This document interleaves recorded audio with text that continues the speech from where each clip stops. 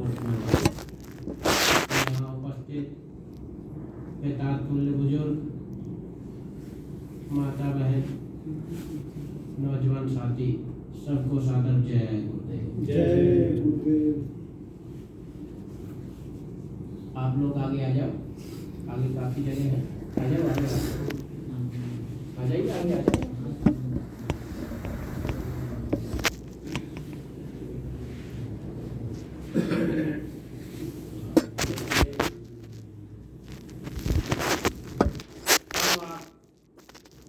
आज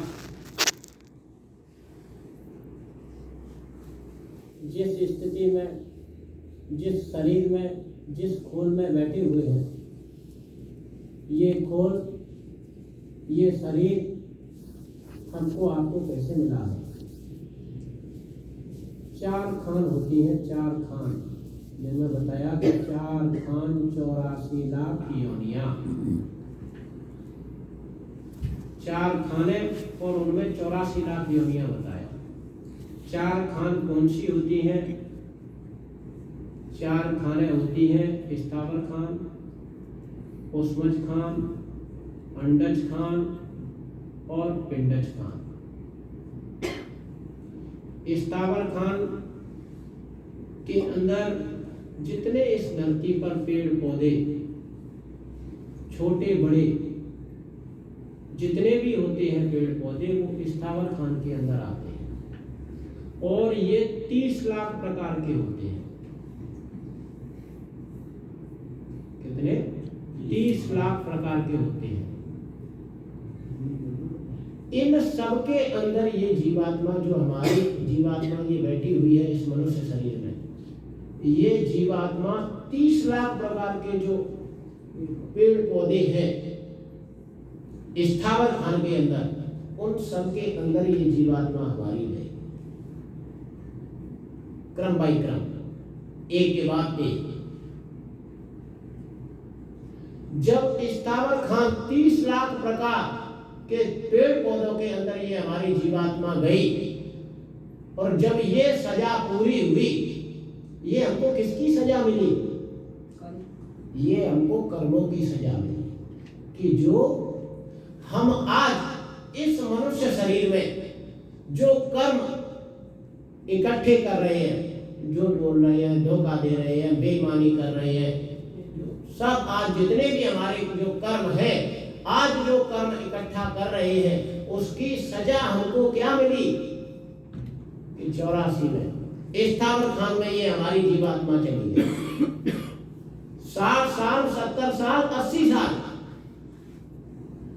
60 साल, 70 साल, 80 साल, मान लीजिए 100 साल, वैसे 100 साल हमको पहुंचना बड़ा मुश्किल है, मान लीजिए कि 100 साल तक ये मनुष्य शरीर में रहा भी, तो उसका फल क्या मिला हमको? कि जो कर्म बने उसकी सजा हमको ये मिली कि स्थावर खान में ये जीवात्मा चली गई और पेड़ बना दिए। अब उसमें कई पेड़ ऐसे हैं कि जिनकी सैकड़ों वर्षों की आयु होती है, 500 साल तक खड़े रहते हैं। अब विचार करो कि खड़े हुए हैं, सर्दी, गर्मी, वर्षा,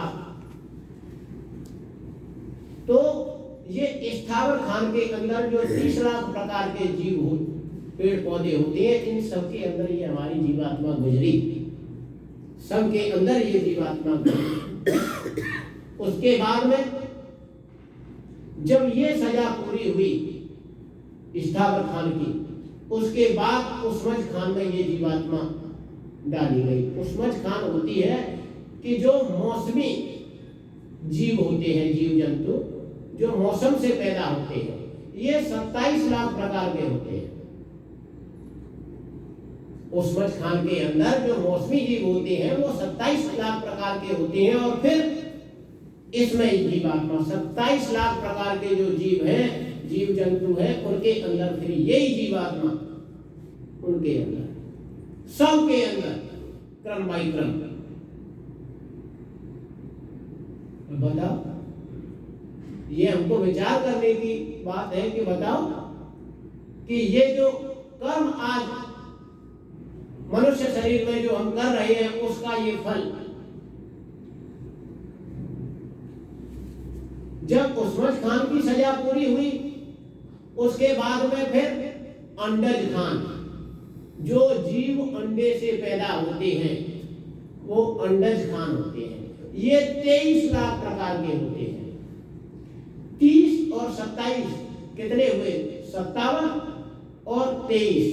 अंडज खान के अंदर 23 लाख प्रकार के, तो 80 हो गया। इस अंडज खान में जलचर, थलचर और नभचर, ये 3 प्रकार के होते हैं। जलचर, थलचर और नभचर जो अंडे से पैदा होते हैं, ये 23 लाख प्रकार के होते हैं। इन सबके अंदर फिर ये जीवात्मा गए।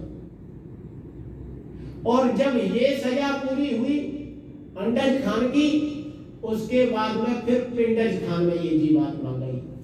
पिंडज खान 4 लाख प्रकार के होते हैं। फिर 4 लाख प्रकार के जो पिंडज खान है उसके अंदर ये जीवात्मा, कुत्ता है, बिल्ली है, बंदर है, गाय है, ये सब जो पिंड से पैदा होते हैं। तब जाकर के अंत में ये मनुष्य शरीर हमको आपको आज मिला है। अब आप विचार करो, ये हमारे आपके लिए आज ये चिंतन का विषय है, सोचने का विषय है कि कितना बड़ा रास्ता हमने आपने तय किया है। ऐसे ही नहीं मिला ये मनुष्य शरीर। आज हम बड़े खुश हैं कि मनुष्य शरीर है और बस हमारे समान अब कोई यही नहीं। अरे सब बेकार है, अरे मिट्टी है सब, ये तो सब बेकार है। आज ये हम सोचते हैं कि ये तो बेकार है, अरे इनके पास क्या है, कुछ नहीं है। हमारे पास बड़ा रुपया पैसा धन दौलत और ये सब गाड़ी घोड़ा बंगला और ये सब है हमारे पास, इनके पास क्या है, इनके पास कुछ नहीं। छोटे आदमी हैं, बड़े आदमी हैं, जो आज हम जिस तरीके से कि भाई, लेकिन क्या कभी हमने आपने विचार किया कि जिस आज हम गुरूर में हैं, जिस गुमान में हैं आज हम, तो वो मनुष्य शरीर मिला हमको कैसे है? कितनी यत्न, कितने युक्ति, कितना बड़ा दुर्गम रास्ता तय करने के बाद में हमको आपको ये मनुष्य शरीर मिला। इतना बड़ा रास्ता तय करने के बाद जब आज ये मनुष्य शरीर हमको आपको मिला है, तो ये उसने मौका दिया है। ये उसने हमारे ऊपर दया करके ये मौका दे दिया, ये अवसर दे दिया। किसने? उस मालिक ने ये अवसर दे दिया कि जो रास्ता तय करके आए हो उस रास्ते से बचना चाहते हो तो बच लो। ये मनुष्य शरीर उस रास्ते से बचने का एक मार्ग है, एक साधन है। नहीं तो फिर उसी रास्ते पर ये जीवात्मा चली जाएगी जो रास्ता हम पीछे छोड़ करके आए हैं, जो रास्ता अब तक हमने तय कर लिया है। अगर हमने कुछ यत्न कर लिया, कुछ युक्ति कर ली, कुछ भाग दौड़ कर ली, कुछ कर लिया बचने के लिए, तब तो वो रास्ता छूट जाएगा। नहीं तो पुनः घूम करके फिर उसी रास्ते पर फिर वही चक्कर लगाना है। फिर वही स्थावर खान, अंडज खान, उसमज खान और पिंडज खान, वो सब चारों खानों में 84 लाख योनियों में फिर से घूमना है। तो अब ये मौका जो मिला है, ये मौके को हम कैसे बुला सकते हैं? इस मनुष्य शरीर से कैसे हम लाभ ले सकते हैं? तो इस मनुष्य शरीर से लाभ लेने के लिए हमारे धर्म ग्रंथों में, शास्त्रों में ऋषि मुनि महात्मा सबने बताया। एक क्या बताया कि ये मनुष्य शरीर के लिए नाम का भेद बताया। महात्माओं ने उसको अलग अलग तरीके से अपनी अपनी भाषाओं में अलग अलग तरीके से उसको कहा। किसी ने नाम कहा, किसी ने शब्द कहा, किसी ने वेदवाणी कहा, किसी ने ब्रह्मवाणी कहा, किसी ने आकाशवाणी कहा, किसी महात्मा ने उसको कलमा कहा, किसी महापुरुष ने उसको आयत कहा, गैवी आवाज कहा। यह चीज एक। वो है एक, उसको अलग अलग तरीके से, अलग अलग शब्दों से, अलग अलग समय में अलग अलग महात्माओं ने पुकारा। अलग अलग महात्माओं ने कहा कि ये नाम है, बताया कि नाम का आधार है। वो समझ में आया, नाम रहा कलयुग केवल नाम आधारा, सुमिर सुमिर नर उतरे पारा। नाम से वो रास्ता छूट जाएगा। अब लेकिन महात्माओं ने बताया कि वो नाम दो तरह का होता है। वो नाम कितने तरह का होता है? दो तरह का, एक वर्णात्मक और दूसरा ध्वनात्मक। वर्णात्मक नाम क्या होता है? वर्णात्मक नाम वो होता है कि जो लिखने पढ़ने बोलने में आ सके, उसको वर्णात्मक कहते हैं। दूसरा होता है ध्वनात्मक, जिसको लिखने पढ़ने बोलने में नहीं आता है, केवल उसको सुना जाता है, उसको कहते हैं ध्वनात्मक। वर्णात्मक नाम होता है वो वर्णात्मक नाम एक निश्चित समय के लिए जगाया जाता है, एक उसकी समय सीमा होती है वर्णात्मक नाम की। जैसे हम मेडिकल स्टोर पे जाते हैं दवा लेने के लिए, वहां से हम दवा लेकर के आए तो उस पे एक स्लिप लगी हुई होती है, जो लेबल चिपका हुआ होता है, उस पर expiring date and manufacturing date, दो डेट है। ऊपर मैन्युफैक्चरिंग डेट पड़ी हुई होती है, नीचे एक्सपायरिंग डेट पड़ी होती है। मैन्युफैक्चरिंग डेट का मतलब है कि ये दवा किस दिन तैयार हुई, वो डेट।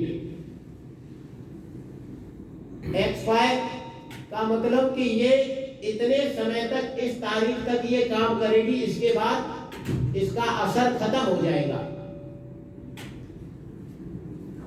तो जब हम वो दवा लेकर के आते हैं तो देखते हैं लेवल पर